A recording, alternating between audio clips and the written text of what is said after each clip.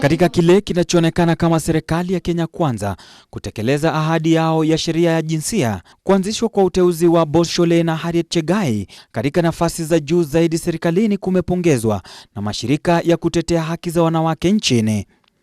Let me start by thanking the President, His Excellency Dr. William Ruto, for creation of this post and for the appointment of a good number of women in cabinet.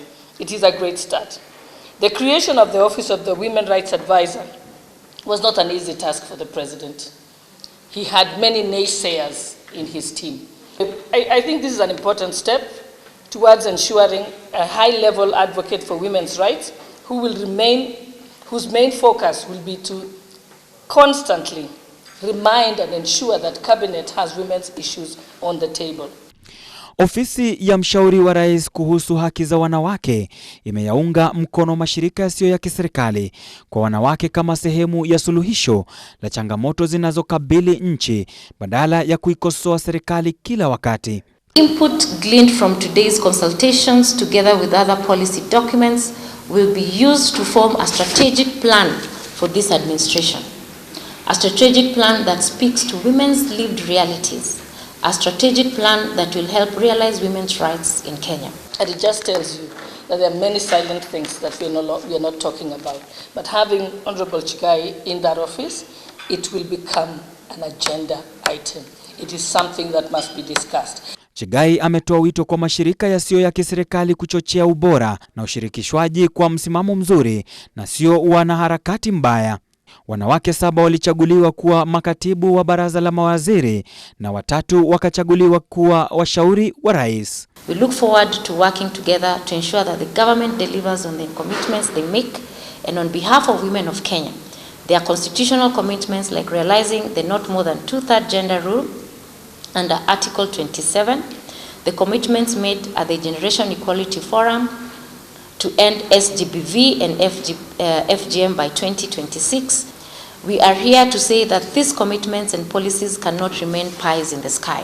I would like to inform you, ladies and gentlemen, that I have introduced the Constitutional Amendment Bill in this session of Parliament, and the preliminary debates on the Constitutional Amendment Bill will begin next week. And believe that we have sufficient political goodwill from the President and even in the Houses of Parliament. Kulingana na Boss Shollei, wanawake watakuwa kwenye meza ya Hustler Fund na kunufaika kwa asilimia 50 ya hazina ya Hustler Fund ambayo ni shilingi bilioni 25. Previous governments failed to stop banks from taking advantage of many women through the predatory lending and abusive practices. But here we are now in this Kenya Kwanza government that has assured that the access to financial services through the Hustler Fund, of which 50% will be dedicated to women. Of the 50 billion yearly, 25 billion will be dedicated to women. And Honorable Chiggai, I think you will have to be doing the accounting on that. Shollei na Chiggai wanaimani kwa mahakama kwa kutupilia mbali agizo la kukataa bunge kutoka kwa makatibu wakuu walioteuliwa na Rais Ruto kwa madai ya ukosefu wa usawa wa kikanda. The Women Rights Advisor to the President is one of those critical junctures in making the attaining of equality and inclusion of women possible. Shollei amewashauri wanawake kukoma kushtumu serikali kwa kushinikiza sheria ya thuluthi mbili ya jinsia na badala yake wajenge idadi ya kijinsia iliyopo serikalini. And I remember they said, but Gladys, the President signed to have 10 women in cabinet. You don't have 10 women in cabinet, you have 7 and you have 3. And I said, but we have 3 advisors. And I said, I have learned that sometimes you don't get everything you want, but as long as you have a start.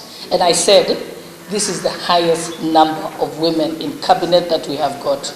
You know what? Rather than fight, let's build upon what we have got. Allow my office to be your voice.